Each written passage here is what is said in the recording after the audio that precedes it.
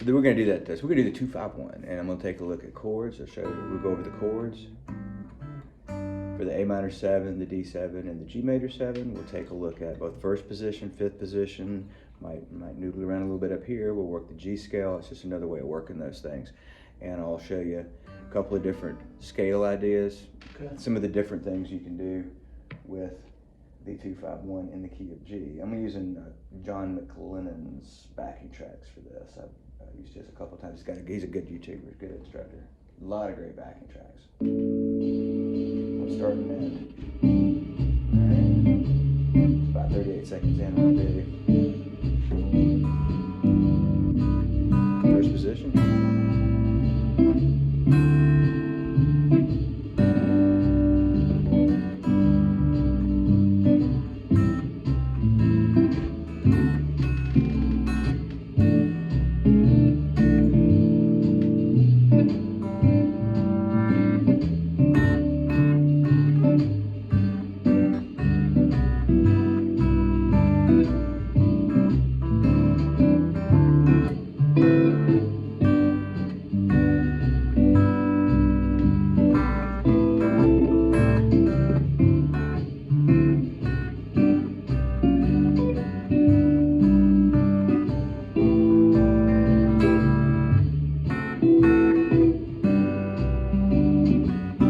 What I'm doing here is I'm playing there's an A minor 7, of course. Here's your D major 7. Now you could do the G major 7 like that with just 4 strings.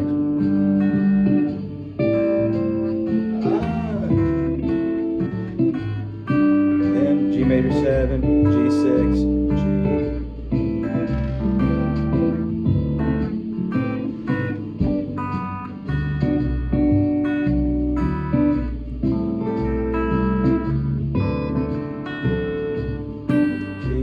major 7 there, and 6 when you open the E string.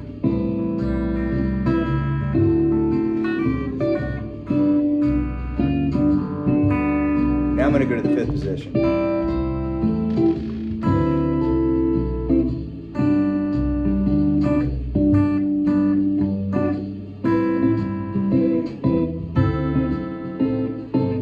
Take the volume down a little bit. A major 7, A major 7, to G major 7. So we start with the A minor 7, the 2. So A minor 7, and there's your D 7 right there, and then G major 7, G major 13. So that A minor, so from A minor 7 to D minor, you just go over a string. Right. Yeah. Those two shapes are very, very similar. You just shift strings.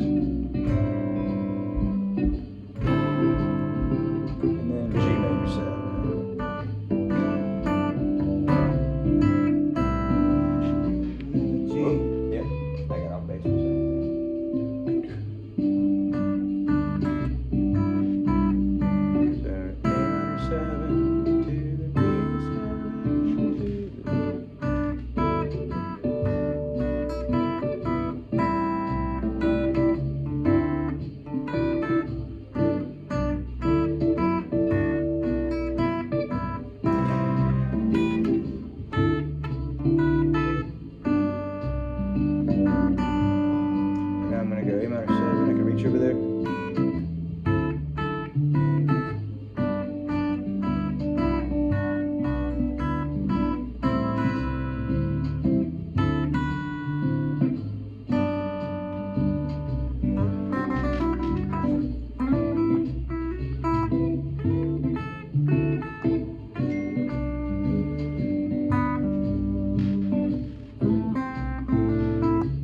And then that G major 7. G major 7.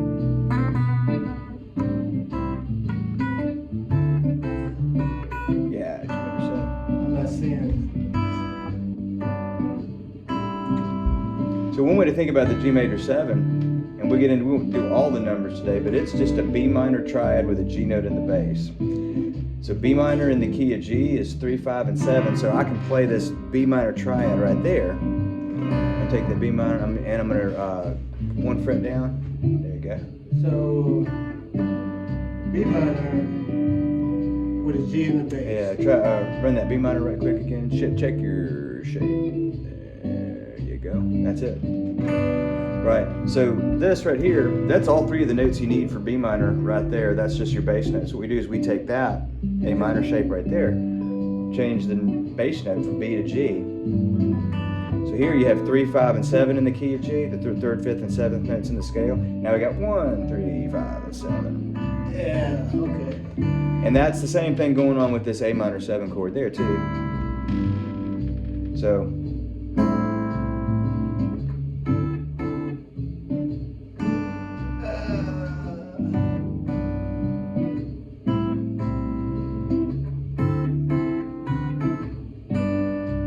a couple of things going on there. When you play the A minor 7, and then you play the B.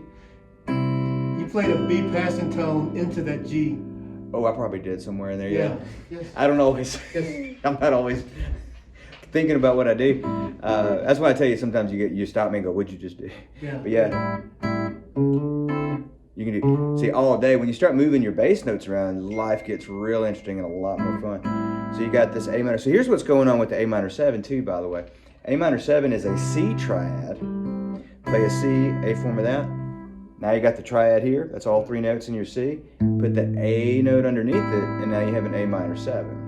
Wow. Okay. So that's the 4 chord in the key of G with note number 2 underneath, which gives you your 2 minor 7 chord. And if I may even have some diagrams I'll put on this video when I throw it out there. But A minor 7 then, and the D9 has, this is a D9 when you do all those. D, of course, there's your 1, there's your flat 7. There's a 9 right there, and then you just have a 5 on top if you need it. But you could do that chord with even these 3 fingers. Boom, boom, boom, boom, boom, boom. And without the first string right there, so you might be going. That's if you really want to get minimal, you can do just these guys. Because in jazz, you don't have to voice the 5 when you're doing chord families like this. You really don't have to voice it until it's altered, flatted, or augmented sharp. So boom, boom, boom, boom. So now I'm down to just 3 notes, right? Just the 3 that you need. Oh yeah, there you go. Yep, yep. So another way to think about this D7, it's like an F major 7. The same operation, going down and playing the D underneath those triads right there. So that's how you get to it there. In that range.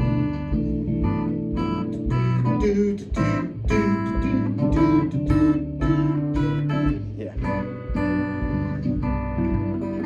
Gotta tap your foot, right?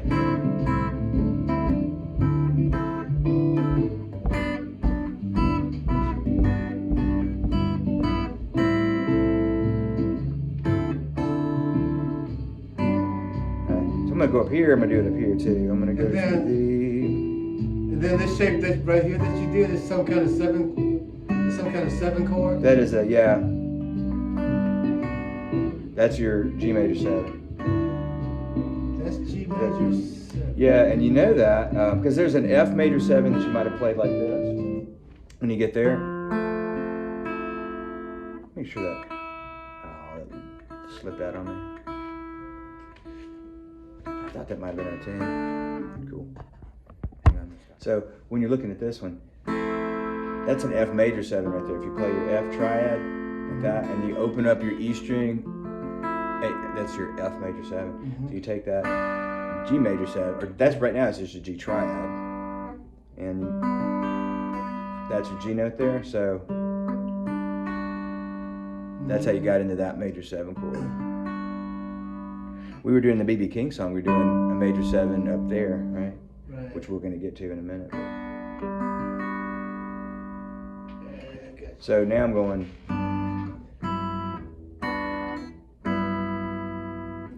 Right. So if I do.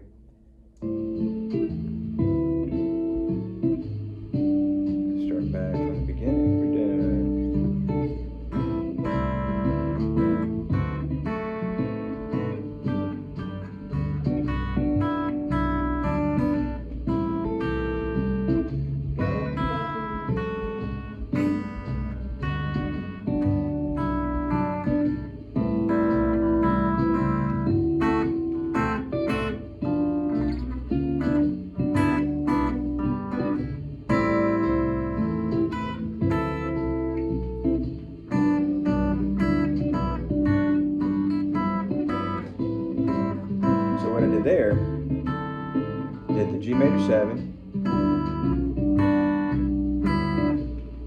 little move starts with the G major 7 that you got.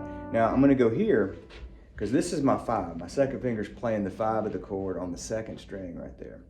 When I play that note, which I do by rearranging my fingers, now I've added the 6 1 octave higher, which gives you a G major 13 sound. Now you still got the major 7 chord underneath it, so it functions as a major 7 chord with a color tone. The 13s, 11s, and 9s are the 6s, 4s, and 2s, 1 octave higher, and we usually call those color tones. So you get a 9 chord. We have them playing a D9 over there, for example. We have a few of those color tones running around. The main chords, the chord tones are 1, 3, 5, and 7. That's where you get your chord families. The 2, 4, and 6, 1 octave higher, gives you the color tones on top of it. They don't make it major or minor. They don't change the chord family or the tonality of the 1, 3, 5, and 7. So you're minor 7, right? 1 and flat 7 and 9 right there. Like some people get to those 9s that way. But when you're playing these movable shapes here, you're not really barring. We haven't played a bar chord really. We might have done that as a partial bar. And then you have some. And then whenever you play the chords for long enough,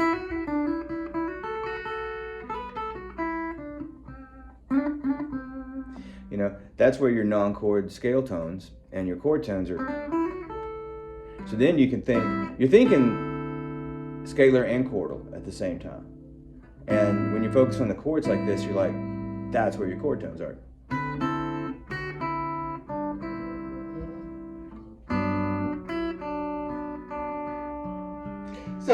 So in other words, around my mind, you're playing a chord, and then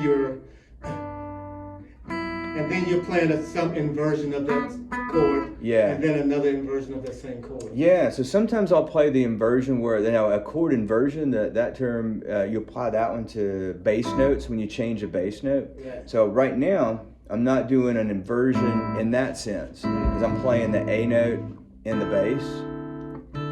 Just to keep it in root position for now and keep that part of it simpler, but you can do all kinds of stuff once you get a little ways into that.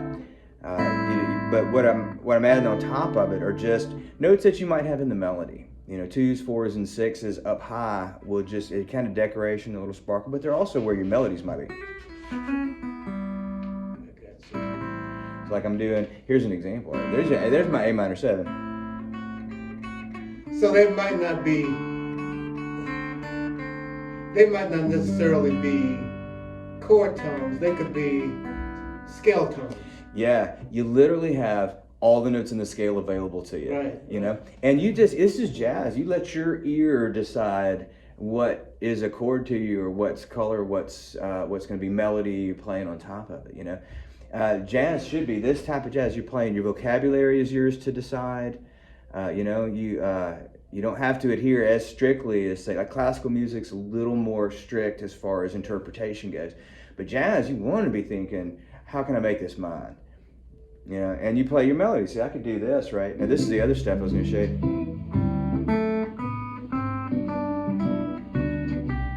Just run a G scale and it sounds nice.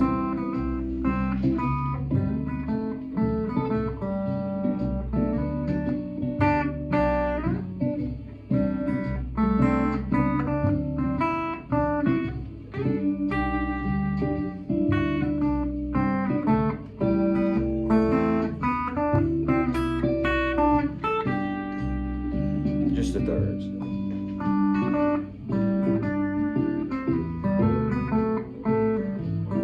Now what? So for me next week, learn those chord shapes in both of those positions. Yeah. Try to get a handle over moving those chord shapes. Mm-hmm. And then, cause